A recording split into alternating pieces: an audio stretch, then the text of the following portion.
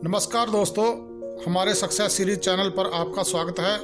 आज हम यूनिवर्स द्वारा आपको दिए गए अनमोल उपहार ह्यूमन ब्रेन की चमत्कारिक शक्तियों पर वीडियो लेकर आए हैं कि आपका दिमाग कैसे काम करता है। इससे पहले कि आप वीडियो के कंटेंट में खो जाएं, वीडियो को लाइक कर लें, चैनल को सब्सक्राइब करके बेल नोटिफिकेशन को ऑन कर लें ताकि हमारी आने वाली महत्वपूर्ण वीडियो आप तक पहुंच सके।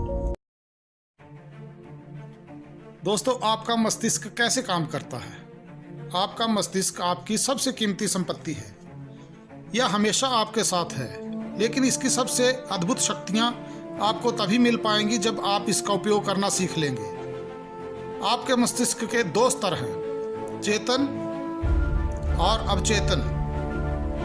आप अपने चेतन मन से विचार करते हैं, आपके आतन विचार आपके अवचेतन मन में उतर जाते हैं, जो आपके विचारों की प्रकृति के अनुरूप परिस्थितियां बनाता है। आपका अवचेतन मन आपकी भावनाओं का स्थान है, यह रचनात्मक है।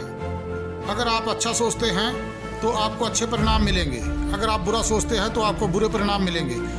आपका मस्तिष्क इसी तरह काम करता है। याद रखने वाली सबसे महत्वपूर्ण बात यह है, जब अवचेतन मन किसी विचार को स्वीकार कर लेता है तो वह इस पर काम करने लगता है।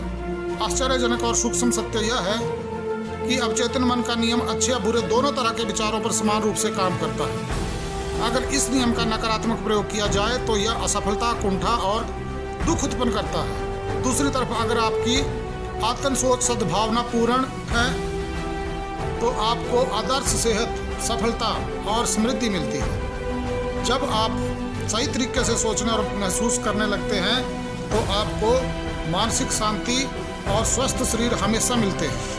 आप मानसिक रूप से जिसे भी सच मानेंगे और जिसका दावा करेंगे, आपका अवचेतन मन उसे स्वीकार कर लेगा और उसे साकार कर देगा।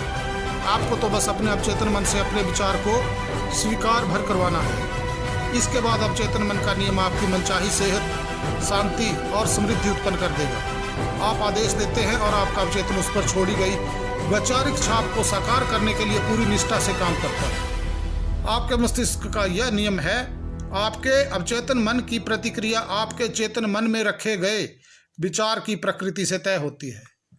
मनोवैज्ञानिक और मनोविश्लेषक बताते हैं कि जब विचार आपके अवचेतन मन तक पहुंच जाते हैं तो मस्तिष्क की कोशिकाओं में उनकी छाप बन जाती है। जैसे ही आपका अवचेतन किसी विचार को स्वीकार कर लेता है या उसे साकार करने में तत्काल जुट जाता है। विचारों के साहचर्य के अनुसार काम करके या अपने लक्ष्य को साकार करके ज्ञान के हर उस हिस्से का इस्तेमाल करता है जो आपने जिंदगी भर इकट्ठा किया है। यह आपके भीतर की असीमित शक्ति, ऊर्जा और बुद्धि का इस्तेमाल करता है। परिणाम पाने के लिए यह प्रकृति के सभी नियमों का इस्तेमाल करता है। कई बार यह आपकी मुश्किलों का समाधान तत्काल खोज लेता है, जबकि कई बार कई दिनों, सप्ताहों या इससे भी ज्यादा समय लग सकता है। इसके तरीके अबूझ है। आप अपने अवचेतन मन पर जो भी छाप छोड़ते हैं या आप जिसमें भी प्रबल विश्वास करते हैं, आपका अवचेतन मन उसे स्वीकार कर लेता है। यह आपके चेतन मन की तरह तर्क नहीं करता या बहस नहीं करता। आपका अवचेतन मन उस मिट्टी की तरह है जो किसी भी तरह के बीज को स्वीकार कर लेती है, चाहे वो अच्छा हो या बुरा। आपके विचार सक्रिय हैं, वे बीज हैं। नकारात्मक या विध्वंसात्मक विचार आपके अवचेतन में नकारात्मक रूप से काम करते हैं। देर सवेर वे प्रकट हो जाएंगे और अपने अनुरूप किसी नकारात्मक घटना को उत्पन्न कर देंगे। याद रखें, आपका अवचेतन मन यह साबित करने की कोई कोशिश नहीं करता है कि आपके विचार अच्छे हैं या बुरे, सही हैं या गलत। यह तो आपके विचारों या सुझावों की प्रकृति के अनुरूप प्रतिक्रिया करता है। उदाहरण के लिए, अगर आप किसी झूठी चीज को भी चेतन रूप से सच मान लें तो आपका अवचेतन मन इसे सच मान लेगा और उसके अनुरूप परिणाम देने लगेगा, क्योंकि आपने चेतन रूप से इसे सच मान लिया।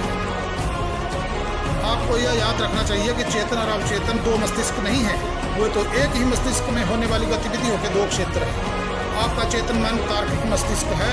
यह मस्तिष्क का वह हिस्सा है जो विकल्प चुनता है। उदाहरण के लिए, आप अपनी पुस्तकें, अपना घर, अपना जीवन साथी चुनते हैं। आप अपने सारे निर्णय चेतन मन से करते हैं।